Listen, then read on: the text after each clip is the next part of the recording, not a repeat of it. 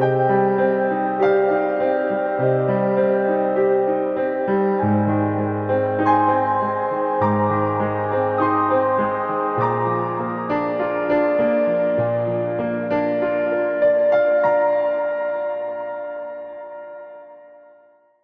my name is Jeremiah Graves. I'm the project lead for Plushy Night. Today we're going to look at some concept art and we're going to show you a video of what we have in Engine so far. If you saw our last video, you notice there's a pretty big difference between what we showed you and what we have here. There's been almost 3 weeks of progress with regard to our development, and we've really been able to accomplish quite a lot in that time. The setting for our first level is called the Memory Woods, and the main antagonist of the level is named Chiron, the Memory Stealer. Within the context of Gemma's dreamscape, the first level is meant to represent sort of a corruption of memory. All right, so we're going to show you a little bit of concept art. This piece was done by Jonathan Small. It was, I believe, one of our very first environment concept pieces. There's a finished stage later on, but he did this essentially to get down the mood we're going to try to convey in the forest, as well as some of the environmental design. This is the finished version. As you can see, it's much, much prettier. It's got the canopy kind of covered with the shafts of light poking through, got the Polaroids floating down, which you'll see in the demo, and just other foliage like mushrooms, bushes, leaves, moss, other things that we've started to incorporate into the final product. This is a concept also done by Jonathan Small for Chiron's Lair. The tree cave you see in the background there is kind of where Chiron does all of his photograph developing, all the pictures she's taken of Gemma and all the memories he's stolen from her. And then there's a finished piece here with Chiron coming out of his cave, and this kind of showcases the scale between Plushy Night and Chiron, as well as what the environment could look like around him. And then he buffed it up later even more with flower petals and other things like that, which we have started to put into the final product. You can see where we've painted flowers on the terrain.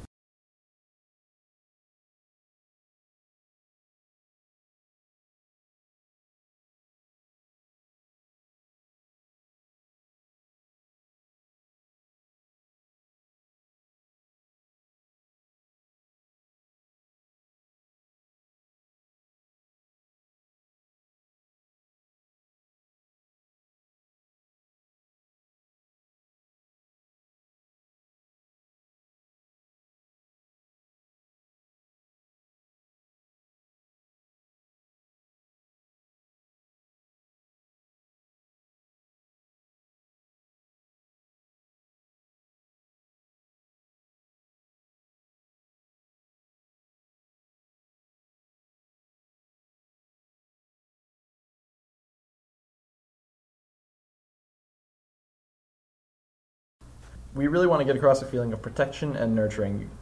So you see here Gemma is currently too scared to go on, so Plushy has to signal to her to get her to stand back up again after she gets injured during a fight. Photo ghosts, you'll notice, are an interesting enemy in that they just sort of hang back and float. They get enraged by the photo flashes. If you notice, like every once in a while there's a little flash on the screen, that's the flash bulb going off that enrages the photo ghost. Is it lightning? No, it's not lightning. But no, it's the flash bulb. It's a flash bulb, yeah. Right now it's just set to do it at a random time. We're going to work it in so that it's... Kyle, talk about the art. The art's good.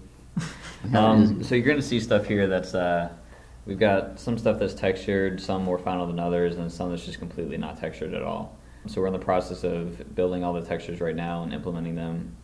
So you'll see like this playground area we're at right now is a lot less finished than the boss area, which you'll see later, which is very close to a final state.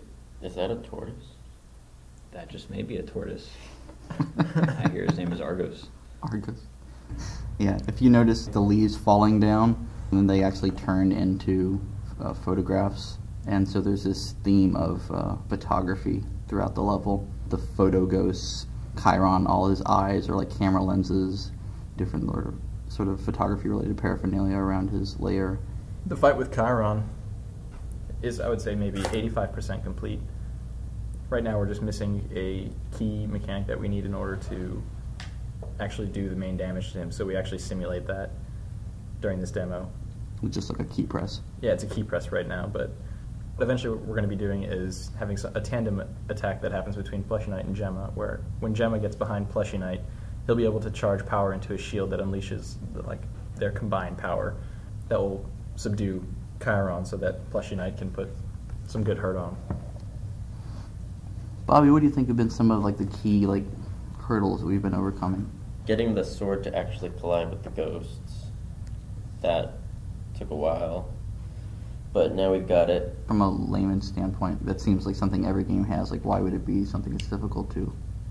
Well, the problem isn't getting it to hit the ghost. The problem is getting it to tell the scripts that are on the ghost that it's been hit so that the producers can change things based on it being hit. So, from a look standpoint, it looks no different, much like most tech things.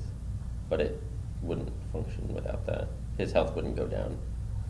So you would say that the beauty of your team is beneath the surface? That's what I would say. Good. Excellent.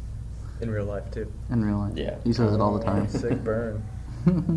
Yeah. I don't think you saw it in there, but the camera will sort of move around the terrain, so it won't just clip through it. There's a couple bugs with that, but it'll generally skirt along the terrain. We've been finding that a lot of game development is bug fixing. Whatever, I'm gonna cut that part out. No, you're not. No. It's late. Man, we all sound tired. I know, it's late. We've been here a long time. We'll be here longer. I haven't had a weekend in 2 months, But soon. but soon.